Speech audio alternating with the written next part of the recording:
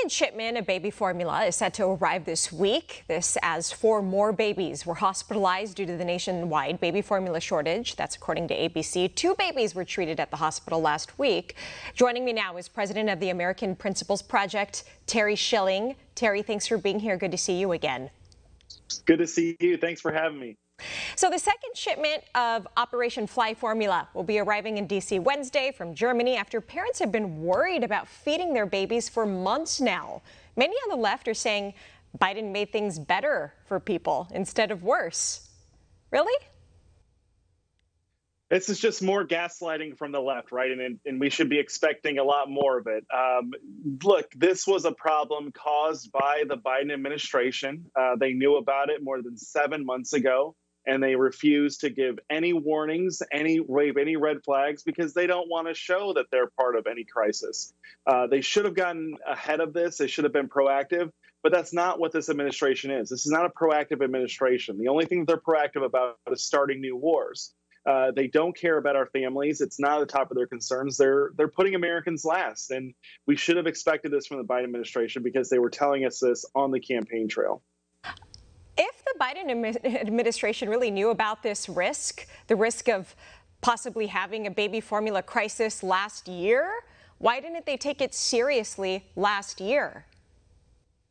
Look, I think I was talking with a reporter earlier today, and they compared this to the gas prices, right? Which we know that they want to increase gas prices. This is a deliberate choice. I think that this baby formula shortage is a more result of incompetence, right? This is people not actually being proactive, people not taking these types of threats seriously. There's no one at the helm, right? You look at Joe Biden, you hear him speak. Do we really think that he's all there? It's obvious that he has serious problems. This is not someone that can manage a federal government the size that it is. We need a new president. We need someone that's competent, someone that can take charge and address these crises and be proactive, like we had with President Trump. A few weeks ago, we saw the border processing facilities stocked with baby formula. Remember that? Representative Kamik posted those pictures saying, "This is what America last looks like." What do you think?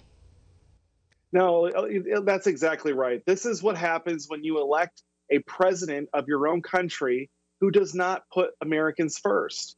This is a president who told us when he was campaigning that President Trump was a racist, that he was a nationalist, he's a white nationalist because he wanted to put America first. This is what happens when you put America last. If your own president is unwilling to put America first, which really is putting American families first, they're going to be put last. Every other nation, when they elect a president, when they elect a representative, that elected representative is meant to represent them, not other interests. But we have a president of the United States who the mainstream media hand-selected, who they did everything to get installed into the White House, who wants to put America last. If your own president is not going to put America first, who will?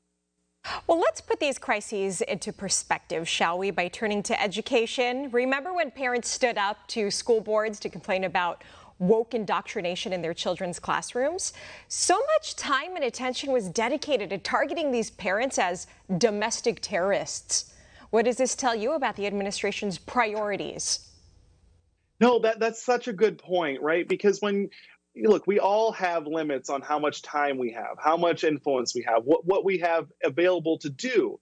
And when you're going after parents and investigating them as domestic terrorists, when you're treating parents as a major threat to the country, parents who are just concerned about their children and their education, parents who are simply exercising their First Amendment rights, when you're using the force of the federal government to intimidate those parents and to go after them and shut them down, you're going to drop the ball on other things, right? And this is why it's important to have the right priorities and to not target parents, because you drop the ball on very important things like this. Seems like parents have become the new special interest group, right? And will have their voices heard in the midterms, just like they did in Virginia with Glenn Youngkin, just like they did in San Francisco with the recall of the progressive school board members.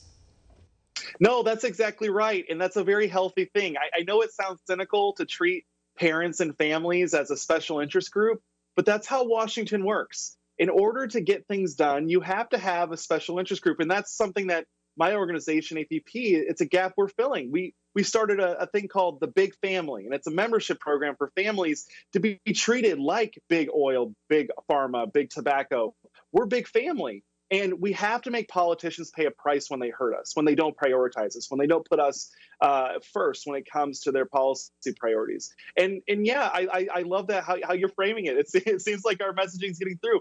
Families are a special interest, and they need to be the most important special interest group in the country. And we're working to make that happen.